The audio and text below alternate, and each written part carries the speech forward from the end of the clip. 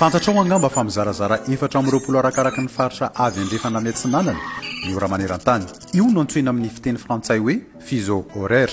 Misy faritra tsy mahitsy tsara ny fijadon'ny tsipika midina mamaritra ny fuseau horaire fa mibilibiloka hafahafa. Inona no antony?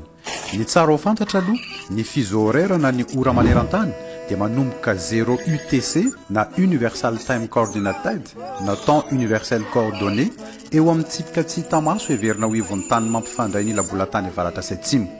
Io no atao hoe méridien, mandalo tandrifin'ny tanàny Greenwich ao Londres io tsipika io ka naharaikitra ny fandrefesana méridien de Greenwich mandraka ankehitriny rehefa miresaka fizarazaran'ora maneran-tany.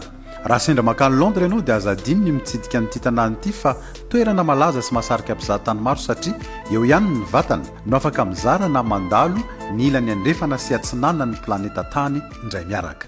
Noho izany dia raisina miambo na positif avokoa ny elanelam-potoana rehetra ho an'ny famantaran'ora amin'ny ilan'ny faritra atsinanan'ny Greenwich, miba na negatif ny elanelam-potoan'ny famantaran'ora amin'ny faritra andrefana. Ohatra, rehefa any Los Angeles États-Unis isika dia miba hatramin'ny -8 UTC ny fuseau horaire. Tsikaritra fa miteraka olana betsaka raha tsipika mijadona midina mahitsy tanteraka no izarazarana ny fuseau horaire maneran-tany. Ao Suisse ohatra, mety isy tanàna ny tapany ao anatin'ny fizarana ora UTC 0, ny tapany hafa mety ao anatin'ny fizaran'ora UTC + 1. Tranga mety hanakorontana fiainana andavanandro maro.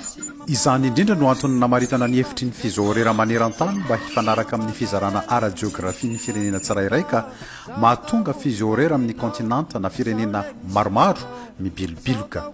Ny firenena manana fuseau horaire betsaka indrindra dia Frantsa, noho izy manana firenena d'outre-mer maro ka lasa manana fuseau horaire misa 12. Etsankilana, raha tokony hanana fuseau horaire 10 ny Chine dia nanapa-kevitra nanambatra ny azo fuseau horaire iray ho an'ny fireneny manontolo. Izany no antony mahatonga ny tranga hafahafa amin'ny ilany andrefan'ny Chine toa ny tanànany Kashgar mbola alina na mbola maizina hatramin'ny 10 ora maraina.